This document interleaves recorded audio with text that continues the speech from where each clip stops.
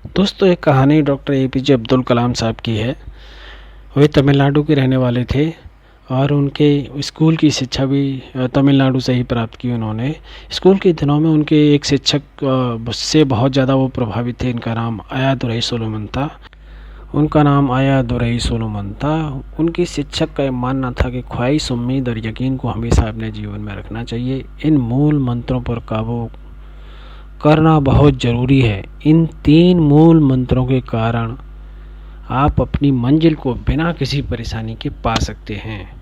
इन मूल मंत्रों को अब्दुल कलाम साहब ने अपने आखिरी समय तक, आखिरी सांस तक जीवन में कायम रखा।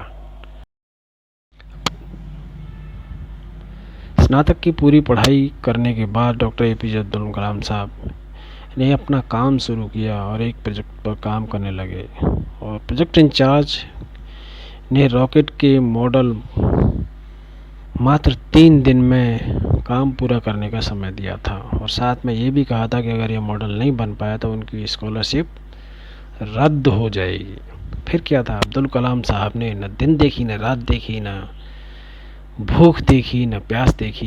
ये एक ऐसी मजबूरी थी जिस मजबूरी ने उनके अंदर का जो इंसान था उसको जगा दिया और वो पावर, वो ताकत निकल के बाहर आ गई और मात्र 24 घंटे में अपने लक्ष्य को पूरा किया और रॉकेट का मॉडल तैयार कर दिया। प्रोजेक्ट इंचार्ज को ये विश्वास ही नहीं हुआ कि मॉडल इतनी जल्दी पूरा हो जाएगा। उस मॉडल को देखकर प्रोजेक्ट इंचार्ज भी आश्चर्यचकित हो गए।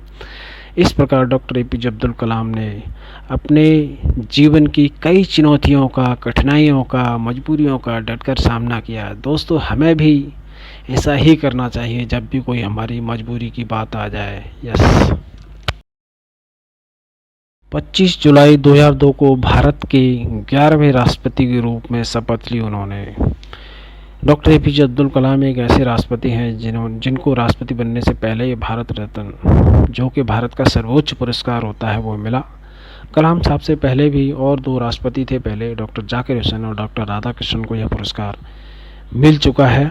कलाम साहब 84 ईयर्स की उम्र में Indian institute of management Shillong में एक रहने योग्य ग्रह पर अपना विचार व्यक्त कर रहे थे। तभी उसी समय दोस्तों उनको हार्ट अटैक आया और वहीं पे बेहोश हो गए। लगभग शाम को 6:30 बजे उन्हें एक हॉस्पिटल में लेके जाया गया, आईसीयू में ले जाया गया, जहाँ 2 घंटे के बाद उनकी मृत्यु हो गई।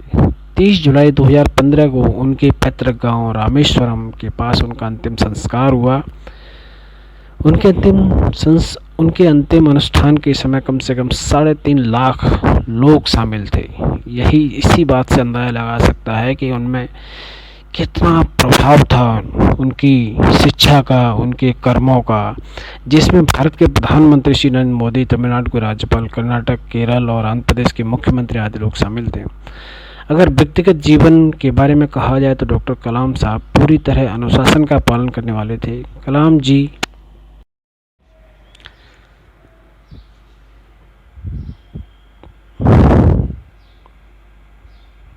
दोस्तों कलाम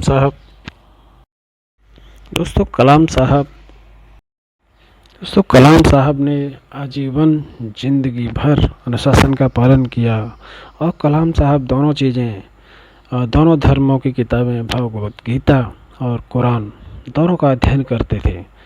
वो भारत को एक विकासशील देश से विकसित देश बनाने का बहुत बड़ा उनका सपना था। उसी दिशा में वो जीवन भर काम करते रहे। पर वक्त पे किसी का जोर नहीं चलता, बस नहीं है।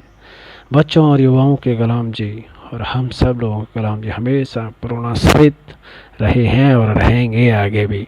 उनकी बहुत सारी शिक्षाएं हैं जो हमें जीवन में उनसे सीख लेनी चाहिए। थैंक यू दोस्तों।